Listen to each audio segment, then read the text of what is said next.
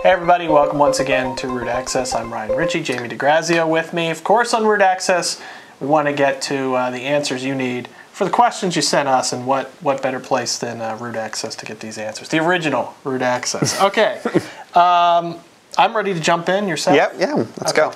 Up first, Alice from Boston wants to know, what's the proper way to clean a laptop screen? There are specialized products like iClear, but are they really needed? So what do you think? Well, when I worked at Apple, we certainly pushed, or a lot of this Mac specialists would push iClear. Available in both a spray and the little wipes. And the little wipes, yeah, in case you're on the road, you can keep one in your wallet. Sure. And we would use them in the store as well to clean like the demo units. And they work well, but honestly, I mean, the thing that worked best really was just water. Mm-hmm. Just water on like, I used to tell people, get like an old t-shirt, something that doesn't shed fibers, spray the rag, not the screen, and then just wipe it off. Things have sort of changed though a little bit now that you have this glossy screen with the Mac laptops, where water can leave like a little bit of a streak sometimes. So iClear might make sense if you have a glossy laptop as opposed to the matte. Okay. But I mean, it's worth it. I mean, the nice thing about it is you can clean like the body of the laptop or the iMac or what have you with the iClear, and you're probably not going to use water to clean, you know, smudges off your PowerBook. Can I tell you a secret? Yep. At the end of the day, when we close down the store, I would actually just take the ammonia spray, which is like the worst thing in the world, and just put it on. Yes. Oh, that explains a lot of things. Well, I didn't want to carry two bottles, so it was easier just to have the one bottle and spray. You know, on the LCD monitor. Yes. Spray the table and then spray the screen and just keep going. Well, the funny that you said that, because I think the first week we were open, I saw our store manager spraying alcohol on the LCD monitors, and I had to correct her. But must have been a wash. Yeah, it's worth it though. iClear, I guess, is worth it. But. Speaking about, we mentioned using iClear on glossy versus matte. We do have a question about that, and that is the question. Yeah. Pros and cons of the glossy screen versus the matte screen. And really, it's getting to the point where you don't have a lot of choice, but you can still special order the MacBook Pro with the matte screen. So. Well, I mean, I think a lot of it's still personal preference. I prefer the matte as opposed to glossy. I think Apple went with the glossy because, one, a lot of the PC notebooks, I believe, are glossy. So I don't know if it was whether it was, they want it in a bullet point, or if you line up an HP next to the MacBook, you want them to look similar. Right. There was that component to it, the marketing side of it, when you go into Best Buy and you see these three bright, shiny HP laptops, and then there sits the matte Apple. Even though it might be a better display, it's not nearly as bright in that environment. And I think the mattes look good, particularly if you're watching like a DVD, you're watching a video file. The glossy, you mean? I mean, excuse me, the glossy. Yes. The glossy looks better. It looks more like your HD TV. I think a lot of designers have a problem with the glossy. I'm not a graphic designer, so I don't know if it's the reflection or if it's the thing with the color. I'm not really sure. Right. It can be a little bit difficult to see color accuracy, and I know video editors also had concerns because you need to see the picture and not a reflection of what's around you. Personally, I mean, this is the glossy screen on the MacBook Pro we use here. I don't really notice it. And if you don't notice it in an Apple store, as bright and as many lights as there are in there, you're probably not going to notice it at home. However, I must say I did use a glossy screen in an office environment with overhead fluorescent lights, and you would get a little bit of a reflection on it. Yeah, and it might be a situation where you have to adjust the monitor so you don't see yourself constantly in the reflection. But I say if you're deciding between the two, go to the Apple Store and look at both.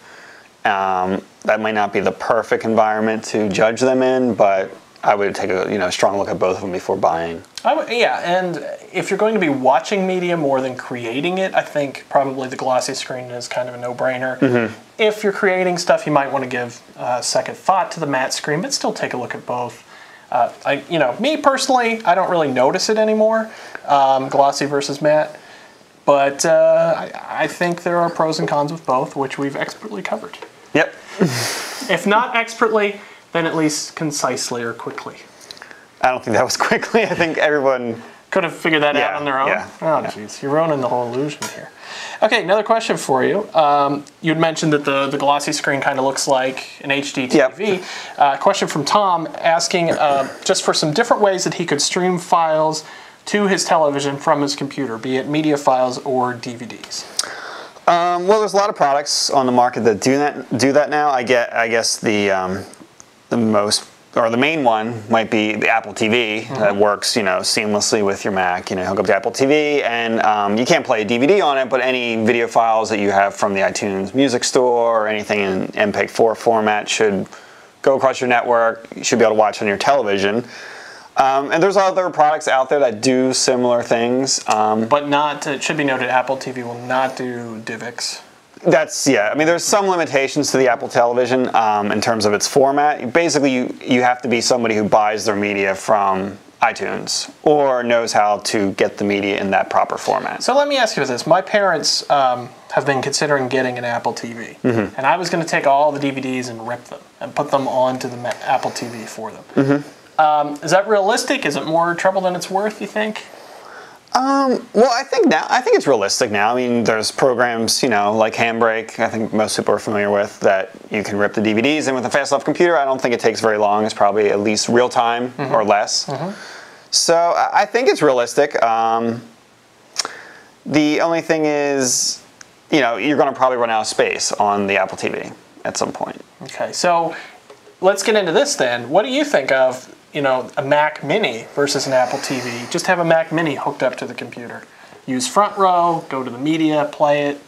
I mean, doesn't it seem like those two products should maybe come together? Yeah, I mean, I think there's some benefits for having the Mac Mini instead of the Apple TV. One, it's a full computer. You can have as much space as you want. You can plug in another hard drive, add more space, and if you want to bring up a web browser, what have you. Sure. Or you can play a DVD. Yep, or play a DVD. I guess the Apple TV is meant to be sort of dummy-proof. If you're not familiar with, sometimes people, I think, probably think that, hooking a computer up to the television seems a little strange, while the Apple TV seems a little less intimidating, perhaps. And don't forget, when you buy the Apple TV, you're also buying the privilege to pay $1 more for HD movies when you rent them. But there are other products that are not made by Apple that'll do things like this. And most of them are game consoles. If you have a PS3 or an Xbox 360, you can do all of the things the Apple TV does and more, because it does support more formats. Now, the Wii will not do that, and as anyone would know that read your recent blog post about some of the secrets of the Wii, they could have maybe assumed that. But if you haven't checked that out, be sure to head to digitallifestyle.tv, click on the blog.